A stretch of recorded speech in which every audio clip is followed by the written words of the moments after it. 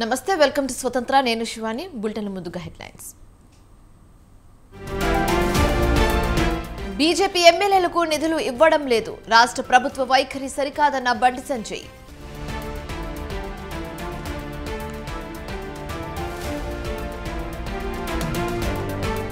సర్కార్ కూల్తుందనే బీఆర్ఎస్ నేతలు చేర్చుకుంటున్నారు 38 మంది ఎమ్మెల్యేలు రేవంత్ ను వ్యతిరేకిస్తున్నారన్న పెద్ది సుదర్శన్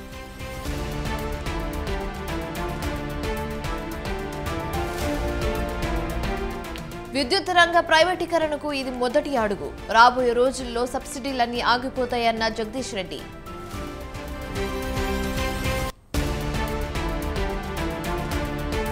పోలవరంలో కొనసాగుతున్న నిపుణుల బృందం పరిశీలన ప్రాజెక్టుకు సంబంధించి వివరాలు అడిగి తెలుసుకుంటున్న నిపుణులు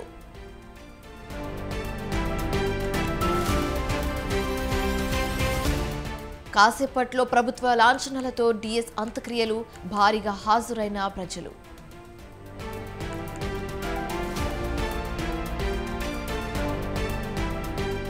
జగిత్యాలలో ఆగి ఉన్న గూడ్స్ లో పొగలు పలు రైళ్ల రాకపోకలకు అంతరాయం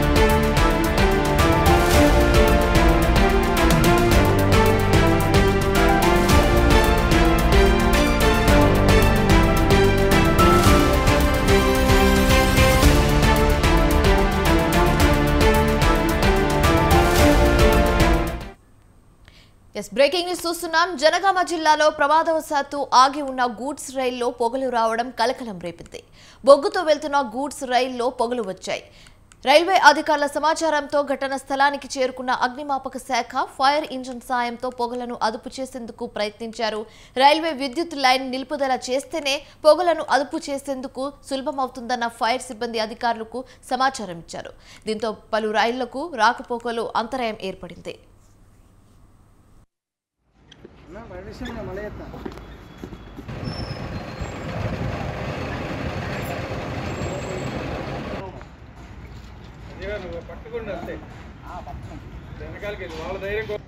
పైకి అయితే ఎక్కరు కానీ రెండు ఆపిద్దాం మరి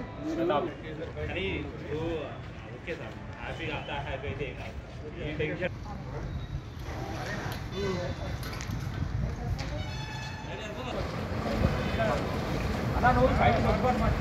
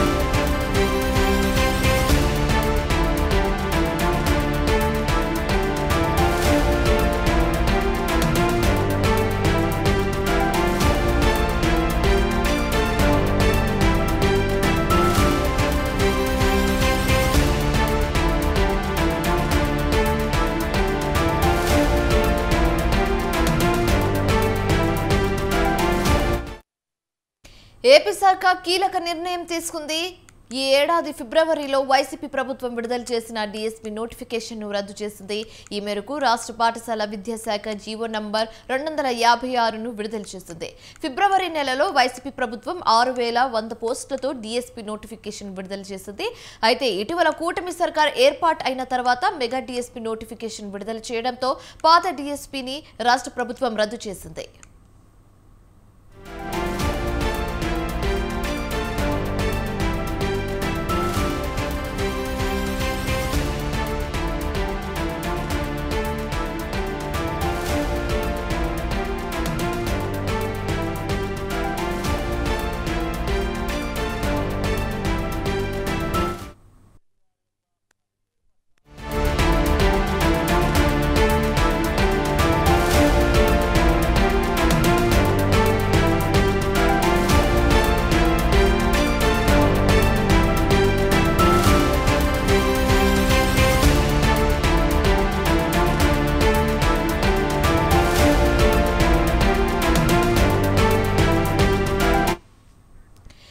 రేవంత్ రెడ్డి పైన బీఆర్ఎస్ పార్టీ మాజీ ఎమ్మెల్యే పెద్ది సుదర్శన్ రెడ్డి సంచలన కామెంట్స్ చేశారు. రేవంత్ రెడ్డి పైన ఆయన ఎమ్మెల్యేలకే నమ్మకం లేదని బాంబు పేల్చారు. రేవంత్ కు మద్దతు ఇస్తోంది 26 మంది ఎమ్మెల్యేనని అన్నారు. మిగిలిన 38 మందికి పైగా ఎమ్మెల్యేలు రేవంత్ రెడ్డికి వ్యతిరేకంగానే ఉన్నారని చెప్పారు. రేవంత్ రెడ్డికి ఆయన కేబినెట్ పై ఆయనకే విశ్వాసం లేదని, 2 మంత్రులను మాత్రమే ఆయన నమ్ముతున్నారని ఎద్దేవా చేశారు. అలాగే రేవంత్ రెడ్డి వరంగల్ పర్యటన ద్వారా 3 కోట్ల ప్రజాధనం వృధా అయిందని నిప్పులు చెరిగారు. రేవంత్ రెడ్డికి ఆయన శాసనసభ్యుల మద్దతు లేదని ప్రలోభాలకు గురి చేసి బీఆర్ఎస్ పార్టీ ఎమ్మెల్యేలకు లాక్కునే ప్రయత్నం చేస్తున్నారని ఆరోపించారు.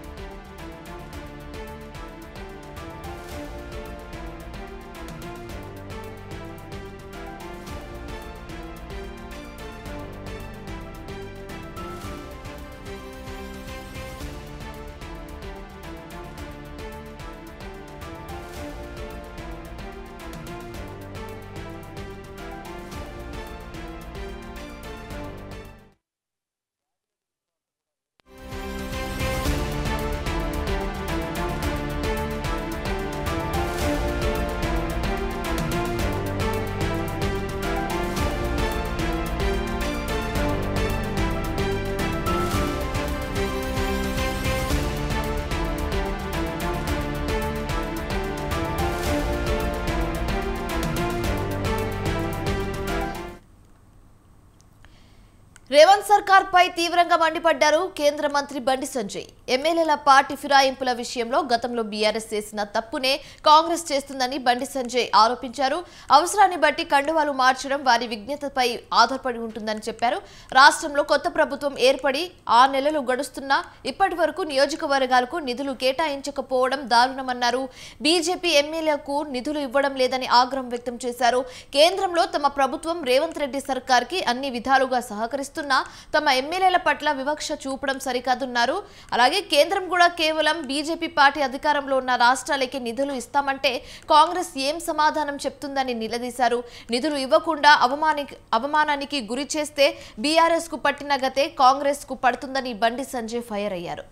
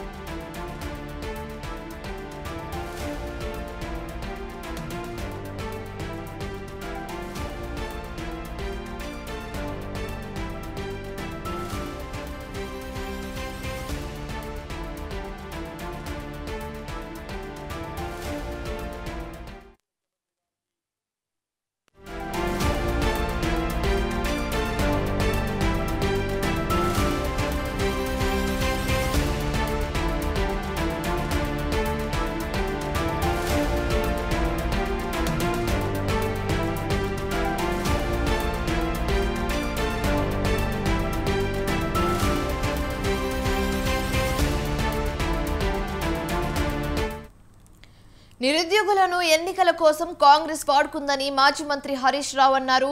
7 రోజులుగా నిరుద్యోగుల సమస్యలపై దీక్ష చేస్తున్న మోతీలాల్ అస్వస్థతకు గురయ్యారు. సికింద్రాబాద్ గాంధీ ఆసుపత్రిలో చికిత్స పొందుతున్న మోతీలాల్ను ఆయన పరామర్శించారు. కాంగ్రెస్ జాబ్ క్యాలెండర్ హామీ ఏమైందని ప్రశ్నించారు. అలాగే రేవంత్ రెడ్డి కోదండరాం సమాధానం చెప్పాలన్నారు. దీక్ష చేస్తున్న ప్రభుత్వానికి చీమ కుట్టినట్టు లేదని మండిపడ్డారు. మోతీలాల్ ఆరోగ్యం క్షీణిస్తుందని చెప్పారు. రేవంత్ స్వయంగా బాధితుడితో మాట్లాడాలని, లేకపోతే అసెంబ్లీని స్తంభింపజేస్తామని హరీష్ రావు హెచ్చరించారు. నాయకులు ఈరోజు దీక్ష విరమించాలని బీఆర్ఎస్ పార్టీ పక్షాన మేమందరం కూడా ఆయనను కోరే ప్రయత్నం చేశాం. కానీ మోతీలాల్ నాయక్ మాత్రం ఇది నా ఒక్కడి పోరాటం కాదు, తెలంగాణ రాష్ట్రంలో లక్షలాది మంది నిరుద్యోగుల పక్షాన నేను పోరాటం చేస్తా ఉన్నాను, ఈ ప్రభుత్వం నిర్ణయం తీసుకునేదాకా కూడా దీక్ష విరమించను అని చెప్పి మోతీలాల్ నాయక్ గారు గట్టిగా చెప్పడం జరిగింది. కానీ మేము ఆయనను పదే పదే కన్విన్స్ చేసే ప్రయత్నం చేశాం. ఈరోజు ఈ ప్రభుత్వం ఎట్లా తయారైందంటే మొద్దు నిద్రపోతా ఉంది. ఆ రోజేమో ఎన్నికల ముందు నిరుద్యోగుల మీద కపట ప్రేమ చూపించి నిరుద్యోగులను ఎన్నికల కోసం వాడుకొని ఎన్నికల ముందు హామీలు ఇచ్చి ఇప్పుడు ఎన్నికలై గద్దెనెక్కిన తర్వాత ఆ నిరుద్యోగుల గుండెల మీద తన్నుతా ఉంది రేవంత్ రెడ్డి ప్రభుత్వం. ఆనాడు నిరుద్యోగుల కోసం మరి ప్రొఫెసర్ కోదండరామ్ గారు కానీ అదేవిధంగా రియాజ్ కానీ బల్మూరి వెంకట్ కానీ మురళీ గారు కానీ రేవంత్ రెడ్డి గారు బట్టి విక్రమార్క గారు వీళ్ళందరూ అశోక్ నగర్లో కోచింగ్ సెంటర్ల చుట్టూ తిరిగారు, బస్సు యాత్రలు చేపించారు. రాహుల్ గాంధీ గారిని కూడా అశోక్ నగర్కి తెచ్చి మాటలు ఇప్పించారు, ప్రామిస్ చేపించారు నిరుద్యోగులకు. మరి ఏమైపోయింది? ఇలా మీకు మాత్రం ఉద్యోగాలు వచ్చినాయి. కాంగ్రెస్ ప్రభుత్వంపై కేంద్ర మంత్రి కిషన్ రెడ్డి విమర్శలు గుప్పించారు. కేసీఆర్ బాటలోనే కాంగ్రెస్ నడుస్తుందన్నారు. కాంగ్రెస్ ప్రభుత్వం ఫిరాయింపులను ప్రోత్సహిస్తుందని చెప్పారు. కాంగ్రెస్ బీఆర్ఎస్ రెండు మోసపూరిత పార్టీలే అని అన్నారు. కాంగ్రెస్ పార్టీ ఇచ్చిన హామీలు నిలబెట్టుకునే స్థితి లేదన్నారు కిషన్ రెడ్డి.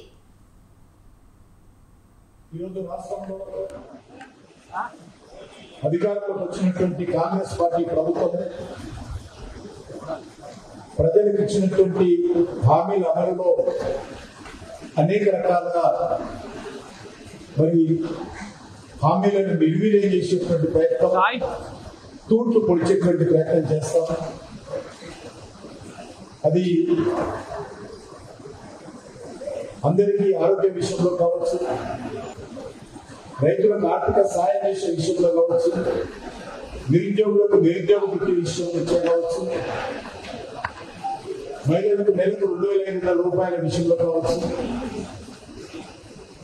కాలేజీ విద్యార్థులకు స్కూటీస్ ఇచ్చే విషయంలో కావచ్చు, విద్యార్థులకు 5 లక్షల షూరిటీ కార్డు ఇచ్చే విషయంలో కావచ్చు, ఏ ఒక్క విషయంలో కూడా ఈ ప్రభుత్వం కాంగ్రెస్ పార్టీకి డి శ్రీనివాస్ ఎంతో సేవ చేశారని సీఎం రేవంత్ రెడ్డి అన్నారు. డిఎస్ కుటుంబానికి పార్టీ అండగా ఉంటుందని చెప్పారు. నిజామాబాద్లో మాజీ పీసీసీ చీఫ్ డిఎస్ కు నివాళులు అర్పించారు సీఎం రేవంత్ రెడ్డి. ఉదయం నిజామాబాద్ చేరుకున్న సీఎం డిఎస్ నివాసానికి వెళ్లారు. డిఎస్ పార్థివ దేహానికి నివాళులు అర్పించారు. డిఎస్ కుమారులు సంజయ్ అరవింద్ లను సీఎం రేవంత్ రెడ్డి పరామర్శించారు. కాంగ్రెస్ కు తీరని నష్టం, తప్పకుండా వారి జ్ఞాపకార్థం వారి గౌరవం పెరిగే విధంగా మా ప్రభుత్వం చర్యలు చేపడుతుంది. వారి కుటుంబానికి అండగా నిలబడడమే కాకుండా కాంగ్రెస్ పార్టీ పక్షాన శ్రీమతి సోనియా గాంధీ, శ్రీ రాహుల్ గాంధీ గారు ప్రత్యేకంగా వారి కుటుంబానికి తన యొక్క నివాళులు చెప్పమని రాహుల్ గాంధీ గారు నాకు చెప్పిండ్రు. ఢిల్లీలో పార్లమెంటు ఇతర అంశాల ఒత్తిడిలో ఉండి వాళ్ళు రాలేకపోయినరు. శ్రీమతి సోనియా గాంధీ గారు ప్రత్యేకంగా సందేశాన్ని పంపిస్తామన్నారు.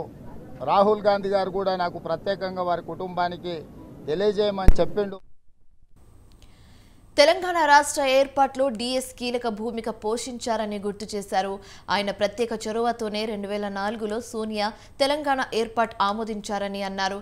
కాంగ్రెస్ అధినేత్రి సోనియా గాంధీతో డిఎస్కు మంచి అనుబంధం ఉందని, బడుగు బలహీన వర్గాల నేతలను ప్రోత్సహించారని ప్రశంసించారు. డిఎస్ భౌతికాయం మీద కాంగ్రెస్ జెండా ఉండాలనేది ఆయన చివరి కోరిక అని రేవంత్ రెడ్డి తెలిపారు. ఆయన కుటుంబానికి ప్రభుత్వం ఎల్లప్పుడూ అండగా ఉంటుందని హామీ ఇచ్చారు.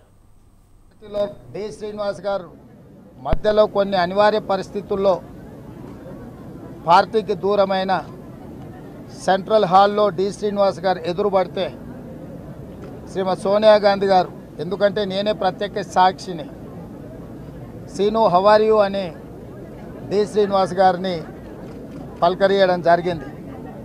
అప్పుడు నేను డి శ్రీనివాస్ గారు మన పార్టీలో లేరు తెలుసు కదా మేడము అని అంటే, పార్టీలో లేకపోయినా డి శ్రీనివాస్ మన మనిషి మనవాడు అని చెప్పి శ్రీమతి సోనియా గాంధీ గారు ఆప్యాయంగా డి శ్రీనివాస్ గారిని గుర్తించి పలకరించింది. మాజీ ఎంపీ బీజేపీ నేత రమేష్ రాథోడ్ అంత్యక్రియలు నిర్వహించారు. ఆయన నివాసం నుంచి సాగిన అంతిమ యాత్రలో మాజీ మంత్రి ఇంద్రకిరణ్ రెడ్డి, ఎంపీలు ఈటెల రాజేందర్, గోడెం నగేష్, ఎమ్మెల్యేలు పాయల్ శంకర్, జాదవ్, అనిల్తో పాటు పలువురు నేతలు పాల్గొన్నారు. అంతకుముందు ఆయన భౌతికాయానికి నివాళులర్పించారు. గత కొంతకాలంగా అనారోగ్యంతో బాధపడుతున్న రాథోడ్ శనివారం ఉదయం తుదిశ్వాస విడిచారు.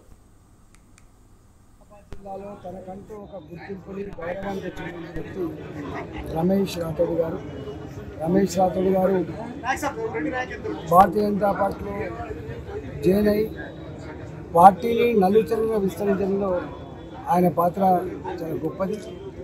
ఇవాళ చిన్న వయసులో 50-59 సంవత్సరాల వయసులోనే వారు ప్రజలకు దూరం కావడం, మరీ ముఖ్యంగా ఆదిలాబాద్ జిల్లా ప్రజానికానికి తీరని లోటుగా భావిస్తాను. భారతీయ జనతా పార్టీ ఒక సీనియర్ నాయకుడిని కోల్పోయినట్టుగా, ప్రజానాయకుడిని కోల్పోయినట్టుగా నేను భావిస్తాను.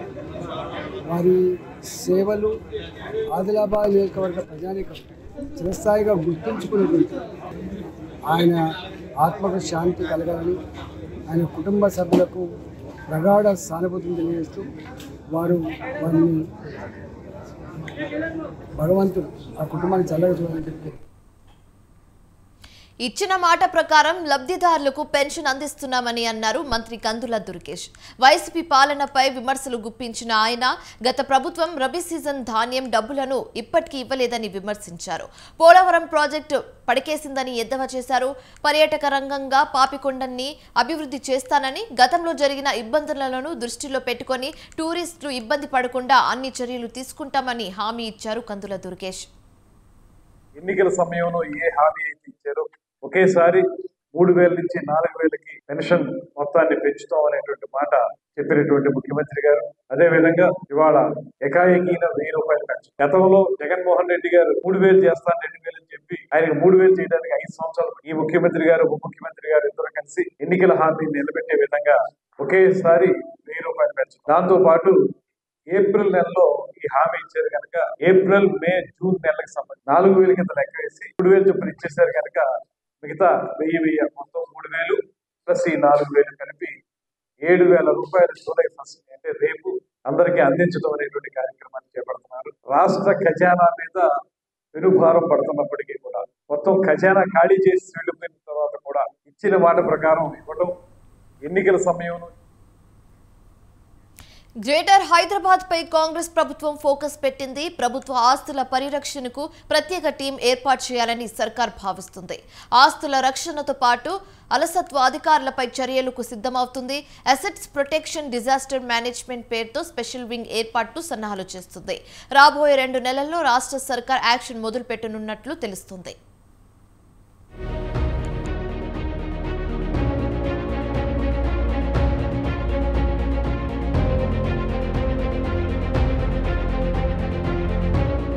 హైదరాబాద్ నగరంతో పాటు హెచ్ఎండిఏ పరిధిలో ఉన్న ప్రభుత్వ భూముల రక్షణపై కాంగ్రెస్ ప్రభుత్వం ప్రత్యేక దృష్టి సారించింది.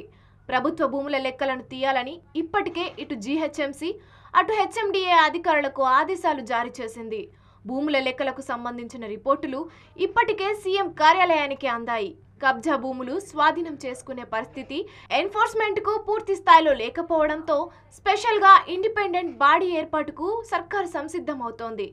ఏసీబీ, విజిలెన్స్ తరహా వింగ్ ఏర్పాటుకు సర్కారు రెడీ అవుతోంది.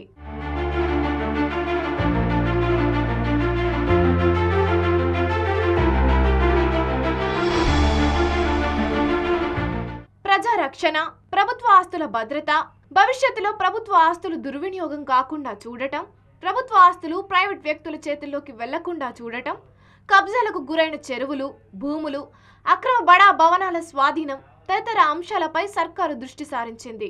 ఐజీ స్థాయి ఐపీఎస్ ఉన్నతాధికారి ఏవి రంగనాథ్ను నియమించింది. ఇక ఇప్పటి వరకు జరిగిన తప్పుల్లో అధికారుల పాత్రను సైతం తేల్చేందుకు ఈ ప్రత్యేక వింగ్కు ప్రత్యేక అధికారాలను సర్కారు ఇవ్వనుంది.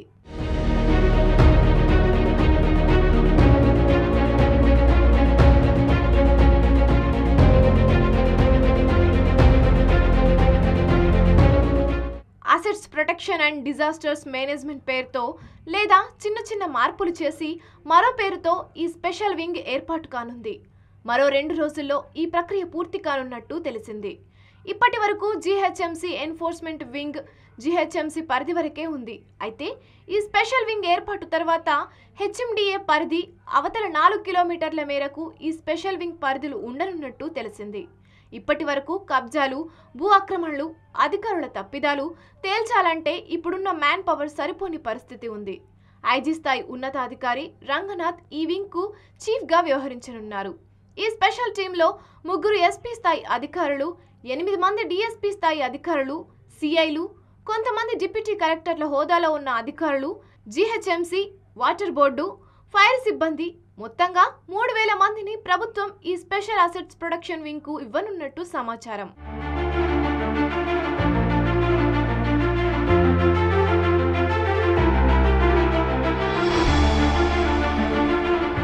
కబ్జాకు గురైన సర్కార్ భూములను వెనక్కు తీసుకోవడంతో పాటు కబ్జాకు సహకరించిన అధికారులపై కొరడా జులిపించేందుకు ప్రభుత్వం సిద్ధమవుతోంది.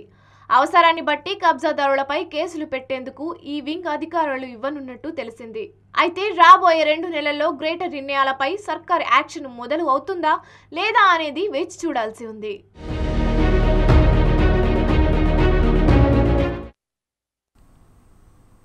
స్టేట్ బ్యాంక్ ఆఫ్ ఇండియా చైర్మన్గా చల్ల శ్రీనివాసులు శెట్టి పేరును ఫైనాన్షియల్ సర్వీస్ ఇన్స్టిట్యూషన్స్ బోర్డు సిఫారసు చేయడం తెలుగు వారందరికీ గర్వకారణమని AP deputy CM Pawan Kalyan అన్నారు. శ్రీనివాసులు శెట్టికి హృదయపూర్వక అభినందనలు తెలిపారు. ఆయన నేతృత్వంలో ఎస్బీఐ మరెన్నో మైలురాయిలు అందుకోవాలని పవన్ కళ్యాణ్ ఆకాంక్షించారు. క్షేత్రస్థాయిలో రైతులు, రైతు కూలీలు, చిరు వ్యాపారాల కష్టాలు తెలిసిన వ్యక్తి శ్రీనివాసులు శెట్టి అని కొనియాడారు. ఆయా వర్గాలు ఆర్థికంగా నిలదొక్కునేలా బ్యాంకింగ్ సేవలు మరింతగా విస్తరింపచేయాలని పవన్ కళ్యాణ్ ఆకాంక్షించారు.